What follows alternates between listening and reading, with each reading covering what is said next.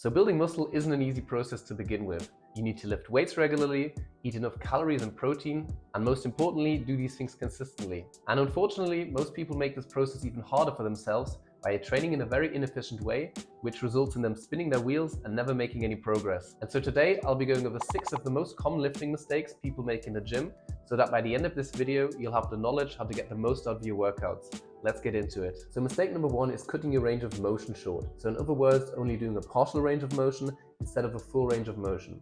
So think about someone only doing the top half of a squat instead of going all the way down, or not touching the bar all the way down to their chest when they're bench pressing. And in general, you want to make sure that you perform your repetitions over the longest range of motion that you safely and comfortably can, because research shows that doing full range of motion is more effective at building muscle mass than doing a partial range of motion. Now, to be fair, it's not a huge difference in favor of the full range of motion, but if you want to build muscle optimally, then obviously every little bit counts, and the closer you get to your genetic ceiling, the more these small details do start to matter. Plus, in my opinion, there are other benefits of training with a full range of motion that make this a lot more practical. So A, you're not able to use as much weight as you would if you're training with a partial range of motion, which means that you're placing less stress on your connective tissues.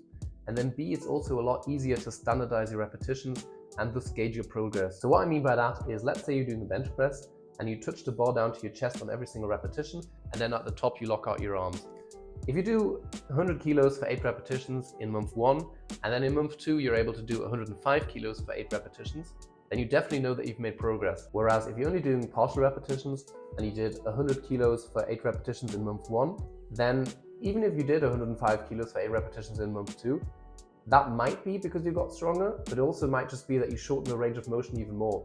So maybe instead of going 2/3 of the way down, you now only went half of the way down. That being said, there is new research out now on lengthened partials, which basically means doing a partial repetition in the stretched position of a muscle, that seem to indicate that this way of training is just as effective as full range of motion training, if not potentially even more effective. So think about only doing the bottom half of a leg press or a squat instead of doing the full range of motion. So if you're more advanced, then you might want to give this a try on some of your sets. This might have a different effect depending on what muscle group you're training or what exercise you're doing, but it does appear that the stretch is an important part of the muscle building stimulus, so you want to make sure that you're getting that on your sets. Mistake number 2 is using too much weight. So this is what we would call ego lifting. So in other words, you're putting more weight onto the bar than you're able to do with correct form. Some common examples for this would be not bending over far enough on the bent over barbell row, effectively turning it more into an upright row and making it less effective for your back, or swinging the weight up on your bicep curls and turning it more into a lower back exercise instead of a bicep exercise. And while you can lift more weight that way,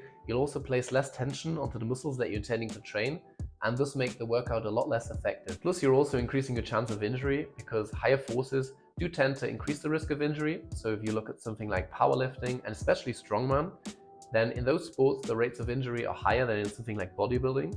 So in other words, you're getting more risk for less reward. So a good question to ask yourself is, would I be using this weight if no one else was watching? And if the answer is no, then you might want to rethink the weight that you're using, because ultimately no one cares about the weight that you're lifting, but you yourself probably do care about the results that you're seeing with your body. The third mistake is not resting long enough between sets. So this was actually the recommendation back in the day, because it was shown that only resting for short periods of time between your sets would lead to elevated levels of anabolic hormones, so especially growth hormone. And it was thought that, okay, if these levels are elevated after your workout, then it's probably better for muscle growth in the long term. However, studies have shown that this actually isn't true.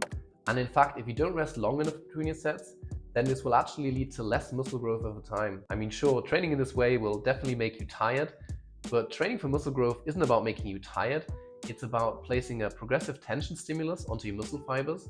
And if you're only resting for short periods, then this will cause so much global fatigue that you will either A, have to reduce the weight that you're using to make sure that you're able to get the same number of repetitions, or B, if you want to keep the same weight, then you will drastically have to reduce the number of repetitions that you're doing. And so overall, you'll be doing less volume. And as we know from past videos, doing enough volume is very important if you want to build muscle. A good rule of thumb is to rest at least 2.5 minutes between compound exercises and at least 1.5 minutes between sets of isolation exercises.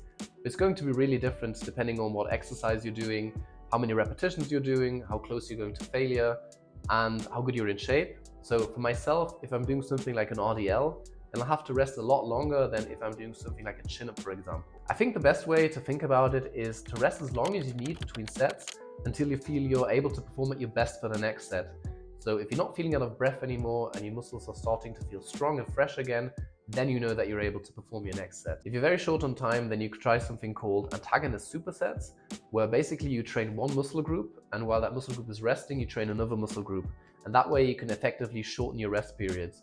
I've done a whole video on this, so I'll just link that somewhere up here. So if you're interested in that, just go and check that one out. And if you've been enjoying this video so far, then be sure to like this video and subscribe to my channel for more content like this. Mistake number 4 is having no eccentric control. So when people think about resistance training, they generally only think about lifting a weight.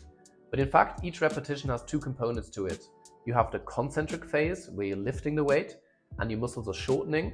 And then you have the eccentric phase where you're lowering the weight and your muscles are lengthening. So what you'll often see in the gym is people lift the weight up and then just relaxing and dropping the weight down quickly, or even bouncing the bar off their chest when they're bench pressing.